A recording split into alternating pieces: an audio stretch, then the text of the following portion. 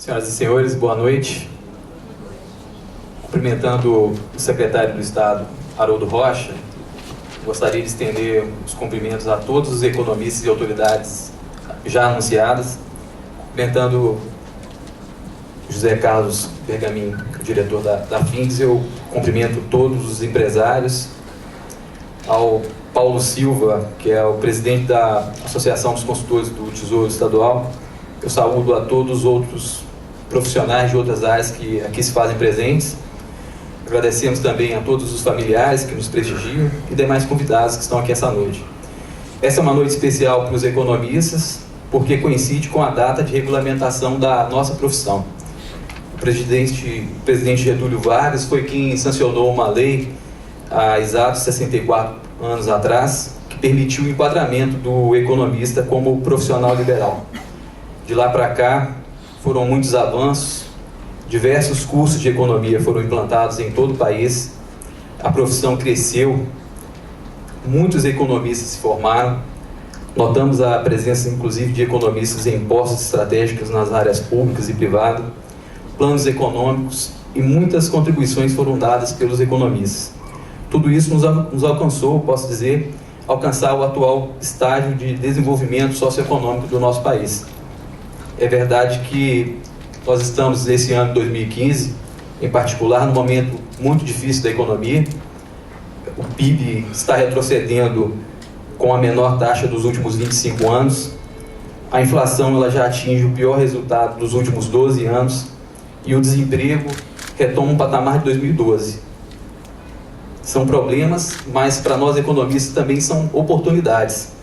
Oportunidades porque, no momento de turbulência, os economistas podem ajudar a recolocar a economia nos trilhos e a colaboração técnica dos profissionais pode lançar luz para a retomada do crescimento sustentado e de estabilidade. Inclusive, nós estamos defendendo a aprovação do projeto-lei do Senado 658/2007, que é um projeto que permitirá atualizar a legislação profissional do economista. E a principal inovação é que os economistas passarão a exercer uma contribuição mais efetiva na elaboração dos orçamentos públicos no Brasil. As peças orçamentárias, se aprovado esse projeto-lei, passarão a ser assinadas por economistas. Vamos ajudar a implantar uma nova cultura de elaboração de orçamentos públicos no Brasil. Por fim, eu encerro minha fala agradecendo novamente a participação de todos, aos colaboradores do Corecon, que aqui eu posso contar, são 5 pessoas que ajudaram a que esse evento acontecesse.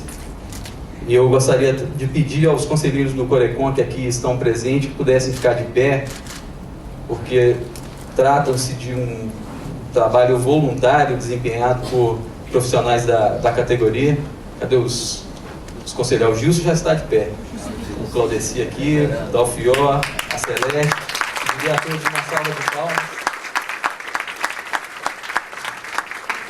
São as pessoas que trabalham voluntariamente em prol da categoria, mas que também, de certa maneira, trabalham em favor da sociedade. Porque o Conselho é uma autarquia federal que tem esse papel.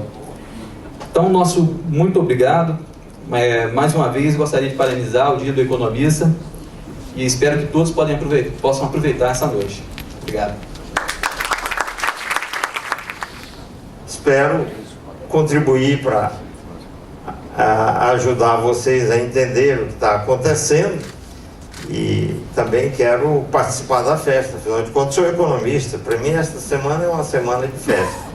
O que eu penei por aí atrás para tentar aprender economia não está no gibi, né? Então eu tenho de também comemorar a semana da nossa profissão e dessa vez com vocês, foi muito interessante. Eu estava contando para o Teófilo antes, porque lá nessa cerimônia de São Paulo eu pude rever vários colegas da minha época de aluno do doutorado, inclusive colegas que estiveram comigo nos Estados Unidos, que compareceram lá. Eu nem esperava ver todos, então foi muito agradável. É uma semana realmente muito festiva para mim.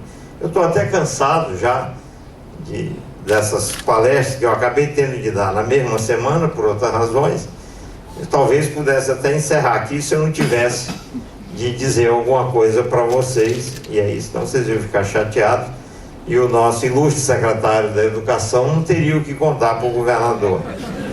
E aí o governador, por quem eu tenho a maior consideração, eu acompanho a trajetória do Paulo Artung há muito tempo, principalmente através do Teófilo, né, que foi seu secretário aí durante algum tempo, é um secretário vitalício, não é isso que você era aqui do governador?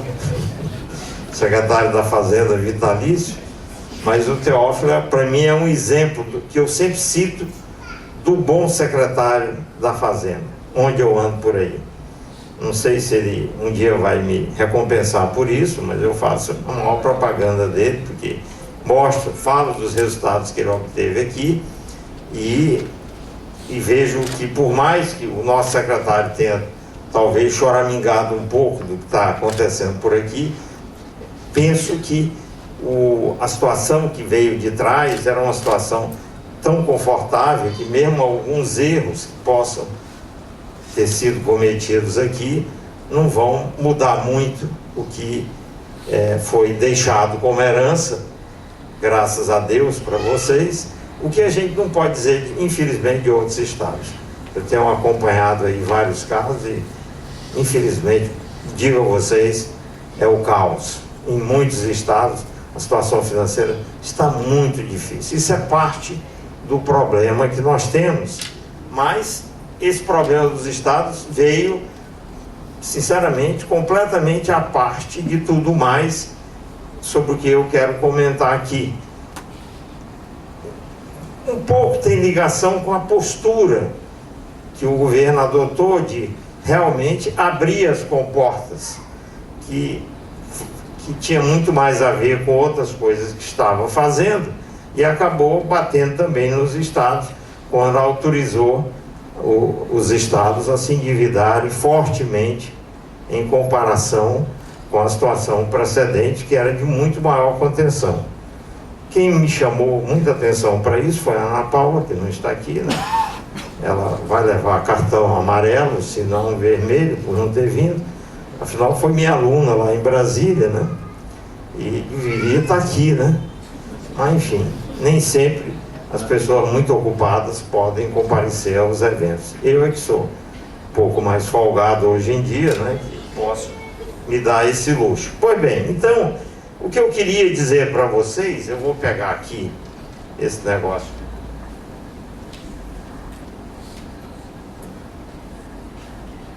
Para passar os slides, o que eu queria trazer aqui para vocês é a seguinte mensagem. Onde eu ando, e eu ando muito por aí, onde eu ando, o que eu percebo é que as pessoas estão assim, poxa, esse cara vem falar de economia, na hora que a crise é fundamentalmente política, por que ele vem falar de economia? Ele está no lugar errado, manda ele embora. Traz um cientista político, sei lá. Bom, eu rejeito um pouco isso, porque eu acho que a gente tem de procurar entender por que a situação política acabou ficando muito difícil, e ela tem raiz, certamente, na forma como a economia tem sido conduzida. É isso que eu quero mostrar a você. Então, eu vou voltar um pouco atrás, porque a mensagem que eu queria dar para você é o seguinte: o grande drama é que tinha um modelo aí econômico em operação. Então, eu acho que a gente tem que voltar um pouco atrás e depois chegar no momento atual. Eu não tenho muito tempo, mas vou tentar. Quanto tempo eu tenho? Você que é o fiscal do tempo, que me fez vir aqui. Hã? Quanto? Mais 25. Mais 25. Eu tenho 25 minutos. Mas, enfim, então, o que eu percebo, hoje eu estou convencido disso, é o seguinte: um modelo em operação, desde 2003, que acho eu que o governo, suas autoridades, seus assessores, não entenderam direito a limitação que esse modelo tinha e levaram ele longe demais. E aí chegou a hora, ele se esgotou, e o esgotamento dos modelos econômicos, eles levam, em geral, a inflação, a déficit externo, ou estagnação da economia. O mais comum é a estagnação da economia. e, enfim, ou todos esses resultados juntos, e a não percepção de que o modelo havia esgotado, ou a própria resistência que as autoridades ou o governo, na pessoa da atual presidente, tinha em relação a mudar, fez com que nós chegássemos numa situação difícil que nós estamos. E por que isso vira uma crise política, acho eu? Aí eu estou entrando em área que não é minha, desculpe, mas é interessante a gente fazer a ligação. Porque como o governo, por acaso, foi reeleito na hora que os sinais de esgotamento eram muito fortes, ele foi reeleito com um discurso que não era compatível com o que estava acontecendo na economia.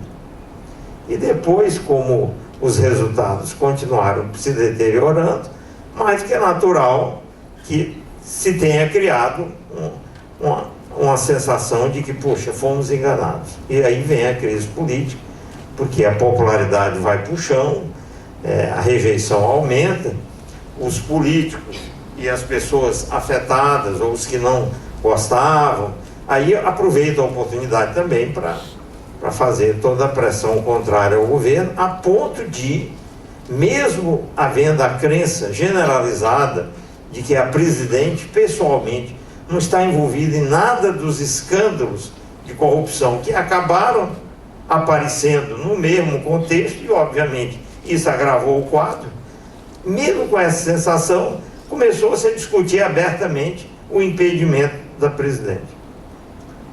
E logo em seguida ela ter sido eleita com uma votação muito forte. Então vocês veem que a sensação de ter sido enganada para a população foi muito forte.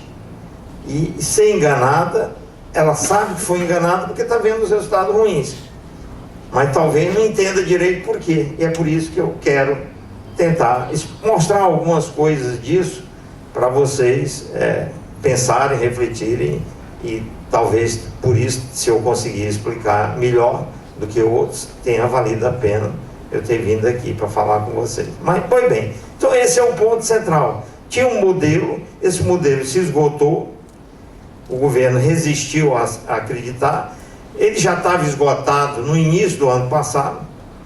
Hoje a gente vê isso porque a Fundação Getúlio Vargas tem um centro lá que estima com uma certa precisão quando que a recessão começou. E acabou de sair essa informação, que, por cálculos precisos, que a recessão começou no primeiro trimestre do ano passado.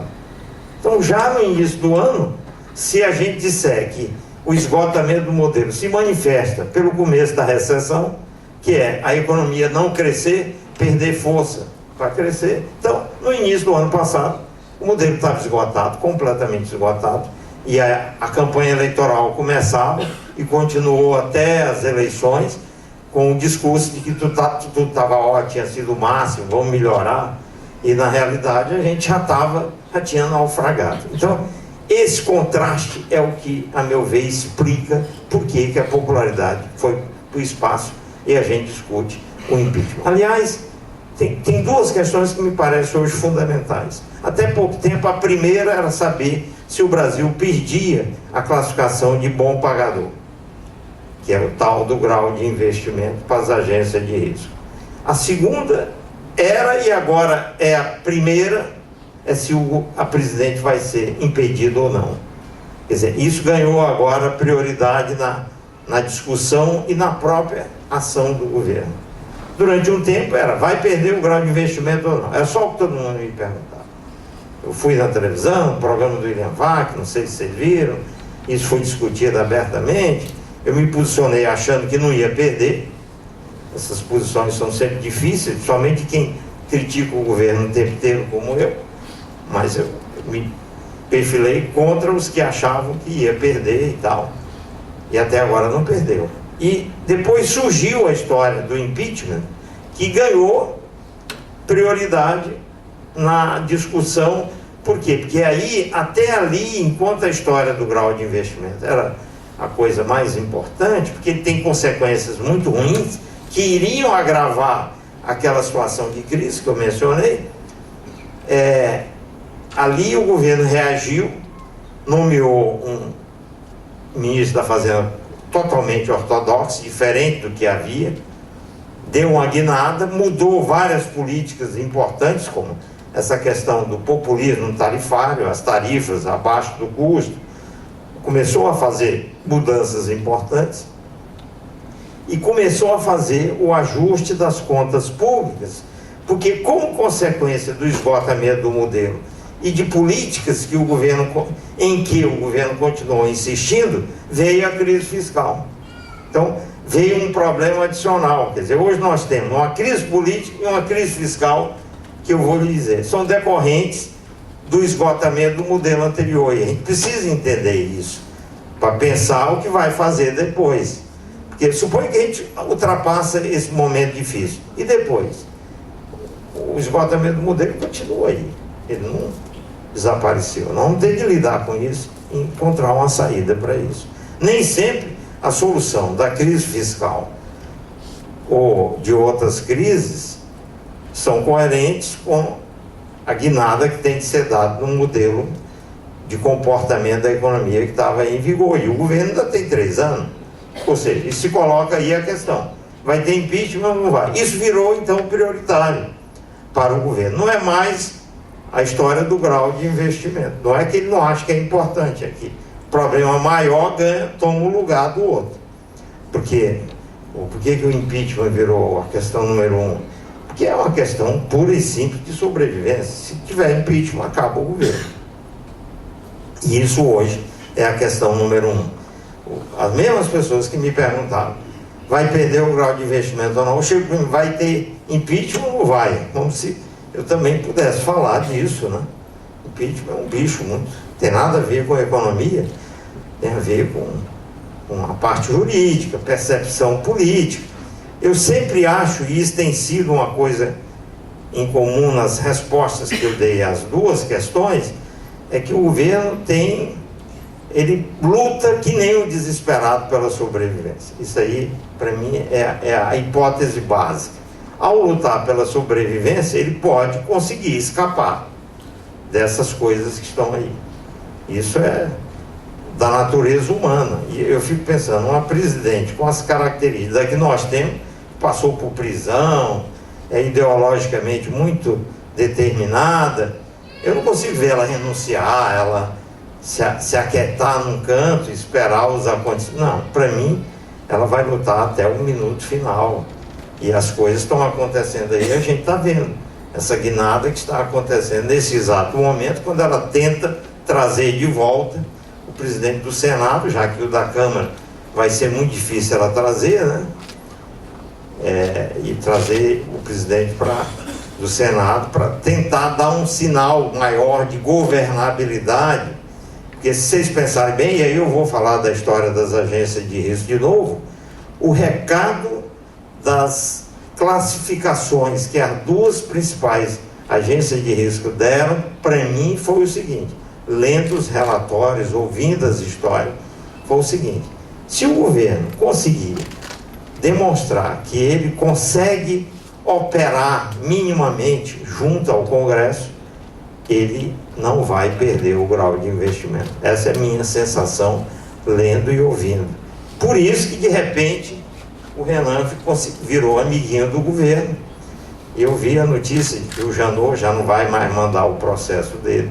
Enfim, as coisas vão acontecendo, tem todas uma razão de ser, não é por nada. Claro, eu não consigo ver o governo ir atrás do presidente da Câmara, porque senão não tem mais solução. Mas seguramente que as forças, Renan, Sarney, sei lá quem, Lula, já estão se movimentando para tentar dar esse sinal e também atende aos dois objetivos. Dificulta o impeachment, que precisa dos votos lá, né? E segundo, dificulta a perda do grau de investimento. O governo ganha uma sobrevida e quem sabe ele dura mais tempo, ainda que os mercados estejam muito inquietos, estejam agindo e fazendo com que certas variáveis se comportem mal. E isso parece que para os mercados já se perdeu o grau de investimento. Mas, de fato, as agências de risco, elas seguem o mercado, mas até agora não fizeram isso. E é importante porque na hora que elas disserem que o Brasil perdeu o grau de investimento, muito dinheiro que está aqui tem de sair, por causa da regulamentação dos outros países. Mas enquanto não perder, o dinheiro só sai se as pessoas quiserem. É uma ação voluntária. Então, esse é o ponto que está aí. A questão fiscal, que virou, ou seja, o crescimento do déficit ou a queda do superávit primário, que ocorreu tanto na União como nos estados e municípios, isso é uma coisa que veio, como eu disse, por conta de coisas que o governo fez nesse modelo esgotado.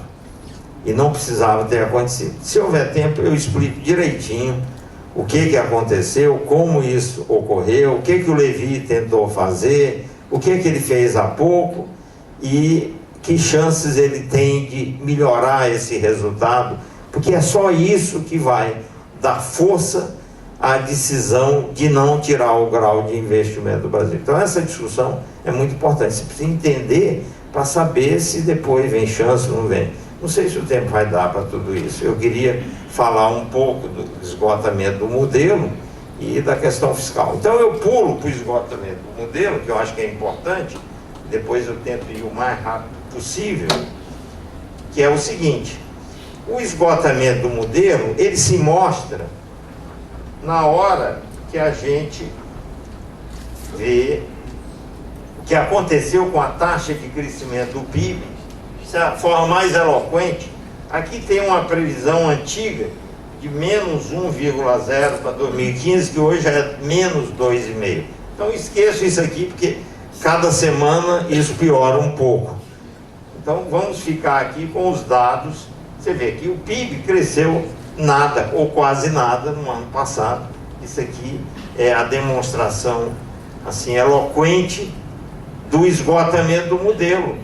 É a perda da capacidade de crescimento da economia. Isso aí é a coisa que mostra com maior clareza. O que está por trás disso? A mudança que foi fundamental nesse esgotamento do modelo tem a ver com a queda da taxa de investimento da economia. Na realidade, o que aconteceu no período recente, nessa fase do esgotamento, porque teve aqui a crise 2008, 2009, se a gente deixar ela um pouco de lado, o que acabou acontecendo é que depois de anos seguidos de subida da taxa de investimento, ela caiu. A taxa de investimento é a razão entre o investimento e o PIB. Então vocês veem que é um quadro em que o PIB cresce cada vez menos, ele fica estagnado no final, e dentro dessa estagnação tem um componente que caiu fortemente, que é a taxa de investimento. Quer dizer, na demanda agregada, o peso do investimento desabou, o que mostra que o consumo continuou crescendo, que o modelo que se esgotou era um modelo voltado para o consumo. Ele continuou crescendo, porque a economia ainda cresceu e só estagnou o ano passado, mas desde muito a taxa de investimento vem caindo, quer dizer, foi mudando a composição da demanda agregada. É assim que se mostra realmente o esgotamento do modelo. É porque como você não consegue ter investimento crescendo mais que o PIB, ou seja, ele cada vez cresce menos que o PIB, por isso que a taxa cai. Se o PIB está crescendo é pelo consumo. Vamos esquecer um pouco as exportações, tem um peso pequeno, que seria a terceira possibilidade.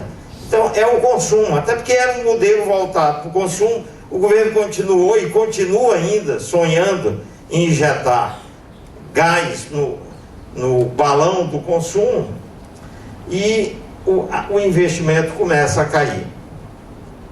Na realidade, antes de olhar a taxa de crescimento em queda, eu tenho de olhar este gráfico aqui, que é o mais importante para mostrar, para dizer o seguinte: quando o investimento começa a crescer menos, a cair, etc., em relação ao PIB, que mostra que o consumo é que está comandando o espetáculo, uma hora a economia não vai aguentar sustentar o crescimento do consumo. Por quê? Porque o investimento, ele tem, além de ser fonte de demanda, ele amplia a capacidade de produção. É o que amplia a capacidade de produção e amplia por dois caminhos. Primeiro, porque aumenta o estoque de capital. E segundo, porque aumenta a produtividade da economia. São dois efeitos. Se ele começa a crescer menos, a possibilidade de crescimento da economia vai diminuindo. E aí, uma hora, acaba. Vira crescimento zero, que é o que acabou acontecendo no ano passado. É muito gás em cima do corpo do balão. Tanto que eu gosto de mostrar essa imagem, que eu estive recentemente na Turquia, andei de balão, e fiquei muito traumatizado por esse passeio.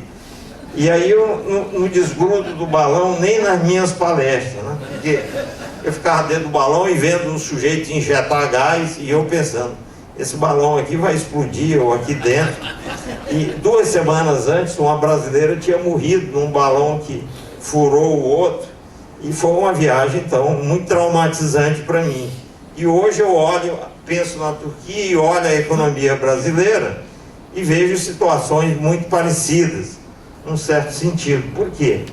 Porque o que eu estou dizendo para vocês é que, com o gás do gasto público, do crédito, da modicidade tarifária e vários fatores de impulsão do consumo, o governo foi injetando gás nesse balão, que é a capacidade de produção da economia, e o balão encheu, ele estava murcho, foi enchendo, encheu, e não mais cresceu. E o governo continuou injetando gás.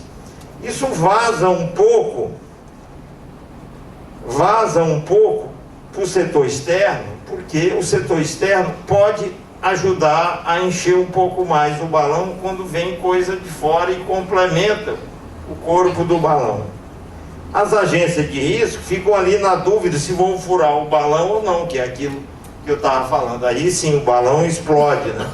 Mas o que acaba acontecendo é inflação e crise fiscal, porque aí eu explico por que a crise fiscal entra já, e um déficit externo difícil de financiar, no final a economia estagnada. Foi exatamente isso que aconteceu no Brasil. Nós perdemos a capacidade de fazer o balão da economia crescer, continuamos insistindo em jogar gás, desprezamos a necessidade de aumentar a taxa de investimento de novo. Quer dizer, o modelo em prática e a postura do governo continua ainda bem anti-investimento e pró-consumo. Aí não tem jeito. Se eu sou contra o investimento, como é que o investimento vai crescer? E é contra, principalmente, o investimento privado.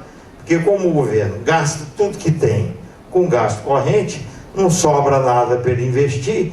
O governo até gostaria de investir, porque ele é estatista, ele quer expandir o tamanho do Estado, mas vê que tem que deixar o setor privado assumir esse papel. Só que aí ele atrapalha o setor privado e o setor privado não investe. Óbvio que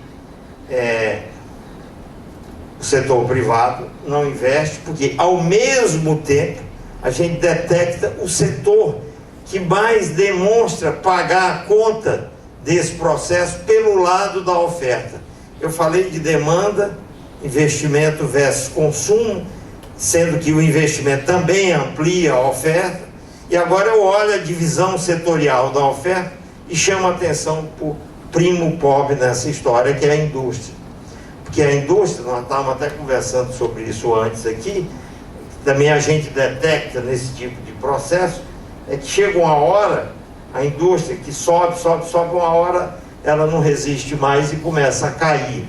Então, os sintomas desse problema do esgotamento do modelo é a queda na taxa do investimento e a queda na produção industrial. Ele sempre vem como consequência de você tentar demais esse modelo, que é o modelo voltado para o consumo, que é muito fácil de pôr em prática. Quem não gostaria de ter um país em que eu pudesse jogar o tempo inteiro estímulo ao consumo, deixar todo mundo feliz, todo mundo consumir, e se pudesse ser isso pro resto da vida, tudo bem, só que não pode, se esgota, porque uma hora o investimento para de crescer, o balão não enche, porque o consumo disputa, obviamente, com o investimento, a capacidade da economia investir ou consumir. Uma hora um é contra o outro, consumo versus poupança, consumo versus investimento, é a mesma coisa, um é concorrente do outro. Não tem como eu ter um modelo voltado para o consumo, tão fortemente voltado para o consumo, que uma hora não se esgote, porque o investimento não é capaz de ampliar o balão, nem eu consigo financiar a importação de fora o resto da vida, e aí vem ou inflação ou déficit externo, e a indústria é o primo pobre dessa história. Por mais que o governo dissesse que a indústria era a prioridade, por que ela é o primo pobre? Pelo seguinte, gente, quando eu ponho esse modelo do consumo em uma operação, tem um segmento que você não tem como importar. Se eu pudesse importar tudo e tivesse financiamento externo para o resto da vida, eu podia consumir até morrer, até o mundo acabar, vamos dizer assim, como se diz na minha terra. Mas só que tem um grande segmento que você não consegue importar seus produtos, que é o setor de serviços. Como eu não consigo importar serviços, eu tenho de produzi-los aqui. E não é por outra razão que hoje eles já representam mais de 70% da economia. Agora veja, o setor que é mais de 70%, já é mais de 70% da economia, eu não consigo substituir a produção interna por importação. Eu tenho de investir. Ora, se eu tenho de produzir aqui dentro, se eu produzo, tudo bem. Se eu não produzo, tem inflação, porque o serviço passa a ser a principal fonte de pressão inflacionária, porque vem a demanda, não encontra a oferta, eu não posso complementá-la com importação, o preço sobe. E aí a indústria acaba sendo o setor que permite que o setor de serviços se expanda, porque como você pode importar a indústria, vem os produtos industriais para complementar a produção interna, os preços agem no sentido de tornar mais barato a importação de produtos industrializados e os recursos fluírem para serviços, inclusive porque é por isso que muitos setores industriais logo se transformam em setores de serviço. A economia vai migrando, transformando a estrutura produtiva em favor de serviço e perda da indústria. De uma maneira simples de ver, é na hora que a indústria começa a ter sua produção reduzida e os serviços continuam crescendo. Os 71% se bobear vão virar 75% já. A indústria encolhe, tem o setor de commodities, que é o outro, a agricultura, ela vai ter um espaço importante aqui no Brasil, ela é o carro-chefe das exportações, mas a indústria vai encolher. E como é que se dá na prática? É porque os preços de serviço sobem e os da indústria acabam caindo quando você converte o preço externo em dólar em reais, multiplicando pela taxa de câmbio, que aprecia, cai, principalmente numa fase que tem abundância de financiamento externo. Aí o preço de serviço sobe mais do que o da indústria, os preços relativos chamam os recursos para o setor de serviço e a indústria, os investimentos na indústria começam a cair, a taxa de investimento cai, puxada pela queda dos investimentos industriais, e uma hora a economia fica estagnada. O processo é esse que mostra o esgotamento do modelo. O que fazer para sair disso, que é discussão para mais adiante, é mudar a prioridade, sair do consumo para o investimento. Só que isso tem que mudar o DNA do governo. O governo tem um DNA que é consumo, não é investimento. Nem é investimento privado. Tudo que o governo faz é penalizar o investimento privado. Então, o governo consegue mudar a postura fiscal, que eu vou comentar rapidamente antes de encerrar. Ele conseguiu até corrigir as tarifas achatadas, mas eu vi a presidente da televisão hoje falando coisas, e tenho visto ela falar coisas que são contra o investimento, como por exemplo a energia elétrica, que é onde o governo errou fortemente, querendo que o setor de energia elétrica, que você não tem como importar, é serviço, não se expandisse, porque ela não estimulava os investidores privados a investir em energia elétrica. Aí o setor acaba ou quebrando ou os preços sobem. Então, hoje, para sair dessa encrenca, o governo vai ter de mudar mais. E eu fico me perguntando se a necessidade de sobrevivência vai fazer o modelo mudar na parte que falta, que é a parte de retirar os entraves ao investimento ou o viés anti-investimento que existe por aí. Só aí nós saímos da confusão maior, que vai exigir a recuperação da taxa de investimento e vai exigir uma recuperação da produção industrial. Isso terá de vir depois, senão a economia não cresce. Só que até lá, a questão, e aí eu vou encerrar, a questão passa a ser a discussão fiscal.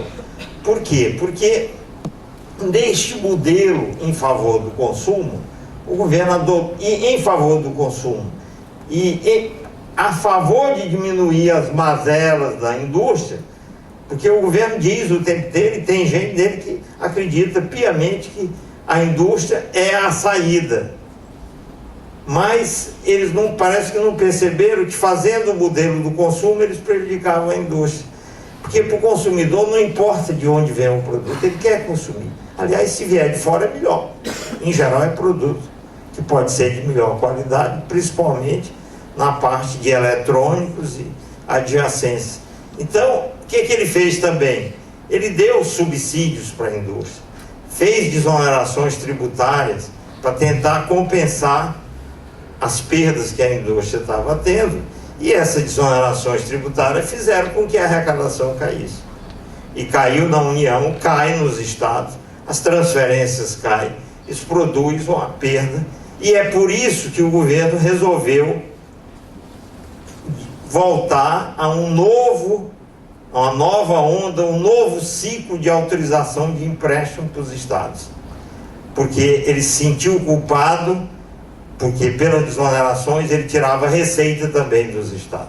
Para compensar, ele ofereceu empréstimo via BNDES, principalmente, via Banco do Brasil, e os estados, a sua grande maioria, pegaram os empréstimos, que normalmente esses empréstimos não existiriam, pegaram os empréstimos e usaram para gastar com o pessoal. Essa é a explicação simples por que a maioria está quebrada. Porque eles pegaram empréstimo que não era para pegar, usaram para pagar pessoal, para aumentar salário, contratar mais gente. E hoje, as administrações que começaram, entraram com a herança de um comprometimento de receita com o pessoal muito mais alto, com a arrecadação em queda. Olha que combinação. Como que eles vão lidar com isso e como que vão investir num quadro desse? Então, nos estados é isso. Isso tem a ver com a crise, com a resposta que o governo deu para compensar a indústria. Em vez de ele ter mudado o modelo, ele foi prorrogando, dando compensação daqui, compensação dali. Outra compensação que ele deu foram os empréstimos do BNDES para o setor industrial com subsídio. Esse subsídio vieram e bateram no gasto da União. Então a União perdeu receita pelas desonerações, que também afetaram a receita dos estados. O gasto da União subiu pelos subsídios, e porque a União continuou injetando gás no balão pelos mesmos caminhos, pelas transferências a pessoas, pelo gasto pessoal, tudo continuou correndo do mesmo jeito. E nós temos muita porta pela qual o dinheiro sai para essas transferências dentro da União. E por último, como a economia foi caminhando para a estagnação, a arrecadação começou a cair pela razão simples e natural de que a economia desabou. Quer dizer, nesse sentido, o governo arquitetou e recebeu como consequência a crise fiscal. E no fim do ano ele estava com o modelo econômico estagnado, sem solução nova, com um desajuste fiscal brutal por conta disso. Outra peça importante que eu tinha esquecido, não posso esquecer, é o controle das tarifas públicas, que ele fez também para estimular o consumo, a principal razão, também para tentar aliviar a indústria. Aí ele segurou o preço de energia elétrica, segurou o preço dos combustíveis, e isso deixou uma herança de inflação acumulada para corrigir muito grande. Foi aí que chegamos ao fim do ano, o país estava lá no espaço perdido, em vias de perder ali o grau de investimento, que Dilma tira o Joaquim Levy do Bradesco, joga do Ministério da Fazenda e choca todo mundo, e autoriza o Joaquim Levy a fazer o conserto das tarifas. O que houve em energia elétrica, só isso era assunto com uma palestra para a gente falar horas. Eu me dediquei a estudar isso porque isso virou tão importante, mas não é o caso aqui, não há tempo para isso. Mas basicamente o que ela fez foi diminuir tarifa de energia elétrica quando nós tínhamos a maior escassez de oferta de energia da história. Ela fez o contrário do beabá da economia. Como é que essa moça é economista? Eu não preciso dizer a universidade que ela escolheu, porque senão tem gente aqui que vai me bater. A gente não pode dar nome às universidades. Mas ela fez contra o beabá da economia. Com escassez de oferta, ela baixa o preço. O que aconteceu com a escassez de oferta? E pior, ela manda para não fazer racionamento. Que uma saída é, não, tá bom, então eu vou conter o consumo, eu não quero fazer via preço, eu vou enganar, eu vou fazer via racionamento. Mas ela proibiu a palavra racionamento, por quê? Porque o Fernando Henrique foi combatido pelo PT nas eleições anteriores, porque ele fez o racionamento de energia. Ele disse, eu não posso fazer racionamento. Então o que fizeram? Tinham já construído e puseram para funcionar termoelétricas caríssimas, que tinham e têm um peso muito elevado na oferta de energia, que tem um custo absurdo, e jogaram esse custo aonde? Em grande medida nas contas dos consumidores. Termoelétrica essa que era para funcionar emergencialmente, estão funcionando ininterruptamente desde outubro de 2012. Agora começaram a desligar uma aqui, outra ali, aproveitando que o consumo caiu, que acumulou um pouco de água nos reservatórios, mas já eles vão ter de religar, porque nós estamos na seca, aquele acúmulo de água já vai embora. Aí nós vamos voltar para as térmicas e vai voltar a necessidade de jogar aumento da conta, aumento elevado todo ano, para desfazer o que ela fez. Gente, o que se fez neste país nos últimos anos foi um desastre absoluto, que desafia qualquer manual elementar de economia. Eu não posso deixar de dizer isso no dia do economista. Eu nunca vi, tudo que eu estudei, já vi de outros países, bom, Argentina e Venezuela pior, mas não vale essa comparação, né? Agora, aqui no Brasil veio o que aconteceu nos últimos tempos, e a gente assistiu a isso sem fazer nada. Uns gatos pingados chiavam por ali, eu mesmo fui um deles, mas quem sou eu para peitar essas coisas? E nós temos hoje esse pepino, porque vejam, por que o pepino é complicado? Eu vou acabar já. Não sei se você está de olho em mim. Acho que não está funcionando. Tirar esse aqui. Agora tá. O rapaz estava conspirando contra mim ali dentro. Estava deixando eu falar aqui. Mas é o seguinte, olhem vocês a história fiscal de uma maneira, espero, bem simples. Aqui eu tenho a taxa de crescimento da receita e da despesa da União, taxa de crescimento real nos 12 meses precedentes, mês a mês. É como se o ano fosse se deslocando mês a mês. E são taxas acima do IPCA. Vejam que até 2008, quando vem a crise, a receita da União, que é a linha azul, e a despesa, que é a linha vermelha, vinham crescendo exatamente a mesma taxa. Por isso que nesse período as pessoas passaram de me contratar, eu quase passei fome. Porque ambos cresciam em média 9% ao ano, acima da inflação. Isso é o nível dos secretários da Fazenda. O Teófilo sonhou a vida inteira em ter uma situação dessa na secretaria que ele dirigisse. E de fato era uma beleza. Porque se você parte de um superávit alto, como eles partiram, e a receita e a despesa crescem a 9% acima da inflação, com a despesa crescendo a 9%, você está um pau na máquina.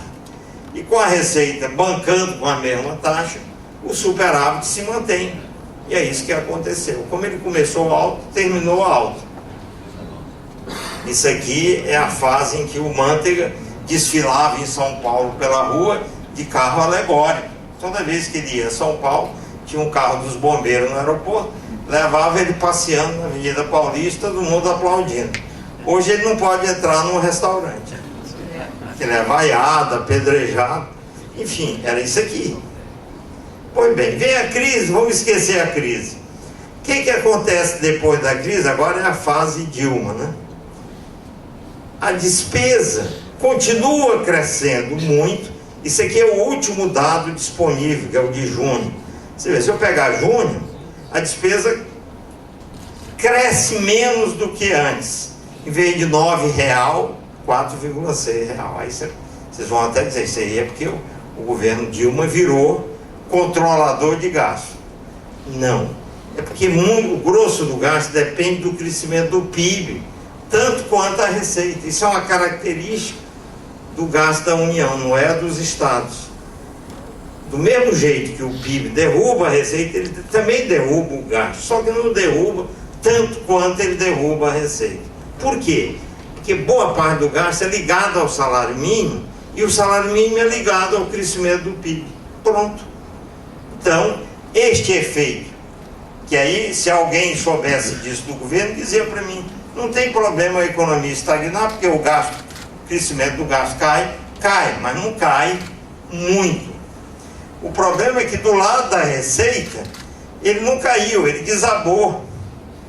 E aí não há como lidar com a situação em que, a partir de certo momento, a receita vai caindo, a taxa de crescimento. O último dado disponível é que o crescimento real foi menos 4,9. Como é que você vai gerir contas onde a despesa cresce a 4,6 e a receita a menos 4,9?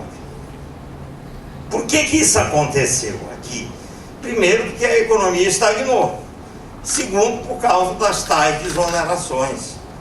E tem um problema que é o seguinte, à medida que a economia desacelera, a turma começa a pagar menos imposto, não é, Teófilo? Porque com a economia em recessão, a coisa mais barata é tomar dinheiro emprestado da Receita.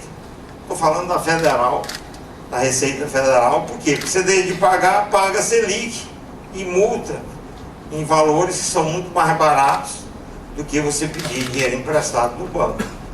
Então, quando a economia desaba, a receita desaba mais do que seria natural esperar. E é isso aqui.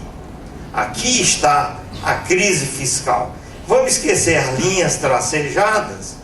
Olhando as linhas cheias, a crise é o fato de que a despesa caiu, mas não caiu tanto, e a receita desabou. E aí vem a pergunta, como sair daqui? E para sair daqui tem que ser, bom, a solução Levi, a solução da maioria dos ministros da Fazenda é correr atrás de receita extraordinária. Sempre eles vão atrás de receita extraordinária. Só que nem sempre elas estão disponíveis. Não conseguindo receita extraordinária, por exemplo, fora do sistema de impostos. Claro, a criatividade continua. Hoje, a bola da vez, mas isso a União já usou, não tem mais como usar, são os tais depósitos judiciais. É meter a mão nos depósitos para usar. Se eu uso uma vez, acabou. Então, não é a receita extraordinária, não resolveu mais. Outra coisa é você tentar trazer o gasto, o crescimento do gasto para baixo, para zero, para tentar resolver pelo lado do gasto. Só que isso aqui, gente, é piso.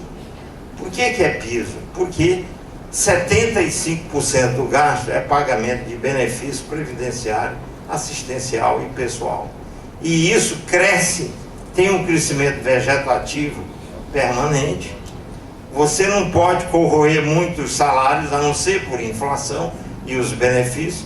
O PIB, o salário mínimo acompanha o PIB, por mais que o PIB não esteja crescendo, ele só virou zero agora, antes ele era positivo. Então, tem um piso aqui, é muito difícil ir além disso, a não ser que você zere o gasto discricionário, que é os outros 25%. Mas aí você tem que zerar, no caso da União, não pode dar um tostão para o SUS, você não pode dar um tostão para a educação, você tem que zerar o investimento, e não é assim tão fácil fazer isso, somente o governo que está ameaçado de impeachment. Tanto é que o Levi tentou fazer um ajuste duro por meio do corte desses gastos, e a Dilma chamou e disse: olha, esquece, eu tenho que cuidar de sobreviver. A prioridade para mim não é o investimento grande, é não morrer. Então, vamos parar aí o teu esforço ajustador. Então, vamos por números do Levi, porque se a gente pensar bem, é o seguinte: nós temos de traduzir os programas fiscais em termos, no primeiro ano, pelo menos, que é este ano, de quanto a taxa de crescimento dessas duas variáveis vai chegar no fim do ano. O que é que o Levi fez? Quando ele anunciou o contingenciamento do orçamento, foi quando ele fixou a meta em 1,1% do PIB para o superávit. Eu fui lá, fiz as contas e vi que implicitamente ele estava dizendo: vou fechar o ano com queda real de 1,2% no gasto e com crescimento real da receita de 5,5%. Foi isso que ele anunciou. E aí se debateu se essa meta era factível, não era. O que significaria isso? A linha vermelha ia ter de cair no fim do ano abaixo do zero, por aqui. E a linha azul tinha de ir para 5,5, que é por aqui. Ela tinha de vir para cá. Só que ela está em menos 4,9 e o gasto está em 4,6 e o ano já está acabando. Aí ele não teve jeito. Ele teve que jogar a toalha e dizer: não vou conseguir. Aí eu fui olhar dentro dos números para ver como é que ele fez a revisão dessas estimativas e vi que o que explica é porque muitos gastos que ele ia aportar com base em medidas que ele enviou para o Congresso não aprovou, aprovou só uma parte, e receitas, principalmente as desonerações que ele mandou para o Congresso, ele não conseguiu ainda aprovar. Então fracassou o programa dele. Aí o que ele fez? Ele fez o que eu chamei aqui em letras garrafais de revisão, que é o que ele apresentou há pouco, derrubando a meta de superávit de 1,1% do PIB para um superávit de apenas 0,15% do PIB. O que estava implícito agora? Ele disse: eu vou apertar ainda mais o gasto, em vez de menos 1,2%, menos 1,6%, quer dizer, ele está dizendo que vai chegar aqui. E a receita, infelizmente, não vai ser 5,5%, vai ser 0,6%, pelo que frustrou e pelo aprofundamento da recessão. E fez um seguro para o erro. Qual foi? Um seguro superávit. Ele disse: se um pedaço que eu estou propondo ao Congresso não for aprovado, que são as desonerações, e uma história de repatriar capital, que pagaria imposto, se isso o Congresso não aprovar, aí eu já me considero perdoado por isso, e o superávit vai cair mais, vai virar um déficit. Isso eu não coloquei na tabela, mas eu só fiz mais um exercício que eu chamei de Levi 1, que foi o seguinte: eu digo, eu vou voltar a 2003, o ano em que o Teófilo ingressou aqui na Secretaria da Fazenda, e ver o que ele fez lá. Ele era o secretário do Tesouro. Eu digo, vamos ver o que ele ajustou de gasto e como a Receita na época se comportou, para ver se o Levi 2 a vida do Levi II é mais fácil do que a do Levi I. Aí fui lá atrás ver e verifiquei o seguinte: primeiro, ele de fato enfiou o pé no corte do investimento. Ele praticamente zerou o investimento. O investimento de 2013 foi o menor de toda a história da série estatística. Aí ele foi, o que mostra que dá para ele fazer isso aqui se ele tiver a mesma sede do Levi I, que ele conseguiu fazer menos 2,3. Mas a receita na época, com o começo da fase de bonança vinda, com os preços das commodities e tudo mais, receita cresceu 4,4. Quer dizer, o Levi, o ajuste fiscal, vamos dizer assim, está morrendo pelo lado da receita. Ao contrário do que todo mundo pensa, não é pelo lado do gasto. O problema do gasto é de prazo mais longo, mas dá para fazer um negativo aqui, trazer a linha vermelha para o negativo. Porque se esse gráfico, eu já pensei em fazer isso, mas toda vez eu penso e depois me esqueço. Eu tenho que trazer ele para trás para mostrar que em 2003 ele saiu do negativo. Para mostrar que é factível, com base na experiência histórica. Por um ano você consegue, ele vai conseguir aqui. Mas o problema é que tem a linha da receita que não está dando margem para ele fazer. E aí, de fato, o grande desafio do governo, nesse particular, é tentar convencer as agências de risco a terem paciência, porque ele vai estar, com sorte, recuperando um certo controle do Congresso. O Renan não será indiciado na Lava Jato, se não for. O outro da Câmara pode estar até preso no fim do ano, sei lá, é desejo do governo. Ele tendo um outro mais dócil na Câmara, ele pode dizer: agora a agência diz, o ano que vem eu consigo fazer um pouco mais. E aí a gente escapa por aí. Aí nós vamos ter que pensar naquela história do modelo, e é por isso que vocês me veem falar o tempo inteiro que a saída é investir. Porque investir faz a economia crescer e a arrecadação crescer, você resolve o problema fiscal, é o único jeito, de forma mais tranquila, e depois faz com que eu saia daquele modelo ultrapassado, voltar a investir. Na realidade, a gente tem que chamar o cara da China, porque os chineses estão tentando fazer exatamente o oposto do que nós estamos fazendo. Nós temos que mandar a Dilma para a China, trazer o chinês para cá, porque o chinês sabe investir e sabe poupar, que é o que nós precisamos. E a China quer consumir e não consegue. Manda a Dilma, que ela vai fazer um estrago tão grande, e aí os povos chineses precisam. Muito obrigado, desculpa.